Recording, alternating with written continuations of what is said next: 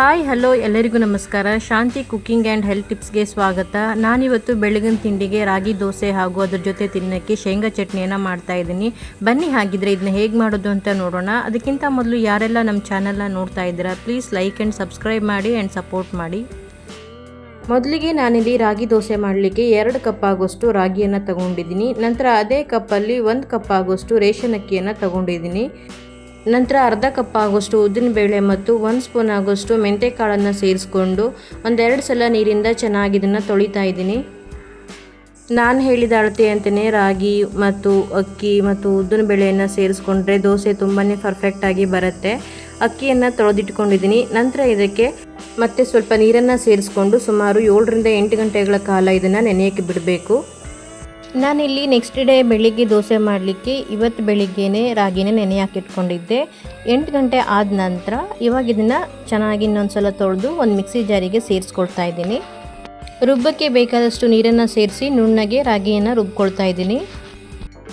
ನೋಡಿ ಇವಾಗ ಹಿಟ್ಟನ್ನು ರುಬ್ಬಿಟ್ಕೊಂಡಿರುವಂತಹ ಹಿಟ್ಟನ್ನು ಒಂದು ಪಾತ್ರೆಗೆ ಸೇರಿಸ್ಕೊಳ್ತಾ ಇದ್ದೀನಿ. ನಂತರ ಮಿಕ್ಸಿ ಜಾರನ್ನು ತೊಳೆದು ಸ್ವಲ್ಪ ನೀರನ್ನು ಸೇರಿಸ್ಕೊಳ್ತಾ ಇದ್ದೀನಿ. ಜಾಸ್ತಿ ನೀರನ್ನು ಸೇರಿಸ್ಕೊಳ್ಳೋದು ಬೇಡ, ಯಾಕಂತಂದರೆ ಹಿಟ್ಟು ತುಂಬ ತೆಳುವಾಗಿದ್ದರೆ ಚೆನ್ನಾಗಿರಲ್ಲ. ಮೀಡಿಯಮ್ ಕನ್ಸಿಸ್ಟೆನ್ಸಿಲಿ ಇರಬೇಕು ಈ ರೀತಿಯಾಗಿ. ನಂತರ ಒಂದು ಸೌಟಿಂದ ನೀಟಾಗಿ ಇದನ್ನು ಮಿಕ್ಸ್ ಮಾಡ್ಕೊಳ್ತಾ ಇದ್ದೀನಿ. ಯಾವಾಗಲೂ ಅಷ್ಟೇ ದೋಸೆ ಹಿಟ್ಟನ್ನು ರುಬ್ಬಿದ ತಕ್ಷಣ ಒಂದು ಸಲ ಈ ರೀತಿಯಾಗಿ ಚೆನ್ನಾಗಿ ಮಿಕ್ಸ್ ಮಾಡಿಕೊಂಡ್ರೆ ಹಿಟ್ಟು ಚೆನ್ನಾಗಿ ಉಬ್ಬು ಬರುತ್ತೆ. ಇವಾಗ ಇದನ್ನು ನಾನು ನೆನೆಯಕ್ಕೆ ಬಿಡ್ತಾ ಇದ್ದೀನಿ 7-8 ಗಂಟೆಗಳ ಕಾಲ. ಅಂದರೆ ನಾನಿಲ್ಲಿ ರಾತ್ರಿನೇ ಅಕ್ಕಿನ ರುಬ್ಬಿಟ್ಟಿದ್ದೀನಿ. ನೆಕ್ಸ್ಟ್ ಡೇ ಬೆಳಿಗ್ಗೆ ಇವಾಗ ಓಪನ್ ಮಾಡ್ತಾ ಇದ್ದೀನಿ. ನೋಡಿ ಹಿಟ್ಟು ಎಷ್ಟು ಚೆನ್ನಾಗಿ ಉಬ್ಬು ಬಂದಿದೆ ಅಂತ ಹೇಳಿ. ಇವಾಗ ಇದನ್ನು ಇನ್ನೊಂದು ಸಲ ಚೆನ್ನಾಗಿ ಮಿಕ್ಸ್ ಮಾಡಿ ರುಚಿಗೆ ಬೇಕಾದಷ್ಟು ಉಪ್ಪನ್ನು ಸೇರಿಸಿ ಉಪ್ಪೆಲ್ಲ ಕರಗೋ ಹಾಗೆ ಚೆನ್ನಾಗಿ ಮಿಕ್ಸ್ ಮಾಡ್ಕೊಳ್ಬೇಕು. ನೋಡಿ ಇವಾಗ ರಾಗಿ ದೋಸೆ ಮಾಡಲಿಕ್ಕೆ ದೋಸೆ ಹಿಟ್ಟು ರೆಡಿಯಾಗಿದೆ.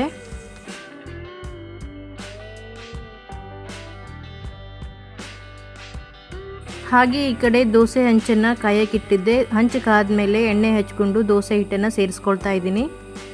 ಸಾಮಾನ್ಯವಾಗಿ ಬೆಳಗಿನ ತಿಂಡಿಗೆ ದೋಸೆಯನ್ನು ಮಾಡ್ತಾನೆ ಇರ್ತೀವಿ. ಹೀಗೆ ಅಪರೂಪಕ್ಕೆ ರಾಗಿ ದೋಸೆನ ಮಾಡ್ಕೊಂಡು ತಿಂತಾ ಇದ್ದರೆ ಆರೋಗ್ಯಕ್ಕೂ ಕೂಡ ತುಂಬ ಒಳ್ಳೆಯದು. ರಾಗಿಯಲ್ಲಿ ಕ್ಯಾಲ್ಶಿಯಂ ಮತ್ತು ನಾರಿನಾಂಶ ಹೆಚ್ಚಾಗಿರೋದ್ರಿಂದ ವೆಯ್ಟ್ ಲಾಸ್ ಮಾಡುವವರು ಅಕ್ಕಿ ದೋಸೆ ಬದಲಾಗಿ ಹೀಗೆ ರಾಗಿ ದೋಸೆನ ಮಾಡ್ಕೊಂಡು ತಿಂದರೆ ತುಂಬ ಒಳ್ಳೆಯದು. 2 ಕಡೆಯಲ್ಲೂ ದೋಸೆನೇ ಬೇಯಿಸ್ಕೊಂಡ್ರೆ ರಾಗಿ ದೋಸೆ ರೆಡಿಯಾಗಿದೆ. ನೋಡಿದ್ರಲ್ವ ತುಂಬಾ ಸುಲಭವಾಗಿ ರಾಗಿ ದೋಸೆನ ಹೇಗೆ ಮಾಡೋದು ಅಂತ ಹೇಳಿ. ಅಷ್ಟರಲ್ಲಿ ಈ ಕಡೆ ರಾಗಿ ದೋಸೆ ಜೊತೆ ತಿನ್ನೋಕ್ಕೆ ಶೇಂಗಾ ಚಟ್ನಿನ ಮಾಡ್ತಾಯಿದ್ದೀನಿ. ಬನ್ನಿ ಹಾಗಿದ್ರೆ ಅದನ್ನ ಹೇಗೆ ಮಾಡೋದು ಅಂತ ನೋಡೋಣ. ಶೇಂಗಾ ಚಟ್ನಿ ಮಾಡಲಿಕ್ಕೆ 1 ಕಪ್ ಆಗೋಷ್ಟು ಶೇಂಗಾ ಬೀಜನ ನಾನಿಲ್ಲಿ ಫ್ರೈ ಮಾಡ್ಕೊಳ್ತಾ ಇದ್ದೀನಿ. ಅಂದರೆ ಒಂದು 2-3 ಸ್ಪೂನ್ ಆಗೋಷ್ಟು ಶೇಂಗಾ ಬೀಜವನ್ನು ಸೇರಿಸ್ಕೊಂಡು ಫ್ರೈ ಮಾಡ್ಕೊಳ್ತಾ ಇದ್ದೀನಿ. ಈ ಶೇಂಗಾ ಚಟ್ನಿಯನ್ನು ತುಂಬಾ ಸುಲಭವಾಗಿ ಮತ್ತು ಬೇಗನೆ ಮಾಡ್ಕೊಳ್ಬೋದು. ನೋಡಿ ಇವಾಗ ಫ್ರೈ ಮಾಡಿಟ್ಕೊಂಡಿದ್ದೀನಿ. ನಂತರ ಇದನ್ನು ಕಂಪ್ಲೀಟಾಗಿ ತಣ್ಣಗಾಕೆ ಬಿಡ್ತಾ ಇದ್ದೀನಿ. ತಣ್ಣಗಾದ ನಂತರ ಇವಾಗ ಇದನ್ನು ಒಂದು ಮಿಕ್ಸಿ ಜಾರಿಗೆ ಸೇರಿಸ್ಕೊಳ್ತಾ ಇದ್ದೀನಿ. ನಂತರ ಒಂದು ಈರುಳ್ಳಿನ ಕಟ್ ಮಾಡಿಕೊಂಡು ಸೇರಿಸ್ಕೊಂಡಿದ್ದೀನಿ. ಹಾಗೆ 1-2 ಹಸಿಮೆಣಸಿನಕಾಯಿ, 3 ಎಸಳು ಬೆಳ್ಳುಳ್ಳಿ, ಅರ್ಧ ಸ್ಪೂನ್ ಆಗುವಷ್ಟು ಜೀರಿಗೆ ಮತ್ತು ರುಚಿಗೆ ಬೇಕಾದಷ್ಟು ಉಪ್ಪನ್ನು ಸೇರಿಸ್ಕೊಂಡು ಸ್ವಲ್ಪ ನೀರನ್ನು ಸೇರಿಸ್ಕೊಂಡು ಇವಾಗ ಇದನ್ನು ರುಬ್ಕೊಳ್ತಾ ಇದ್ದೀನಿ. ನೋಡಿ ಇವಾಗ ಶೇಂಗಾ ಚಟ್ನಿ ರೆಡಿಯಾಗಿದೆ. ಈ ಶೇಂಗಾ ಚಟ್ನಿಯನ್ನು ದೋಸೆ ಜೊತೆ ಆಗಲಿ ಚಪಾತಿಗೆ ಹಾಗೂ ಇಡ್ಲಿ ಜೊತೆ ತಿನ್ನೋಕ್ಕೆ ತುಂಬಾ ಚೆನ್ನಾಗಿರುತ್ತೆ. ನೋಡಿದ್ರಲ್ವ ತುಂಬಾ ಸುಲಭವಾಗಿ ರಾಗಿ ದೋಸೆ ಮತ್ತು ಅದರ ಜೊತೆ ತಿನ್ನೋಕ್ಕೆ ಶೇಂಗಾ ಚಟ್ನಿಯನ್ನು ಹೇಗೆ ಮಾಡ್ಕೊಳ್ಳೋದು ಅಂತ ಹೇಳಿ.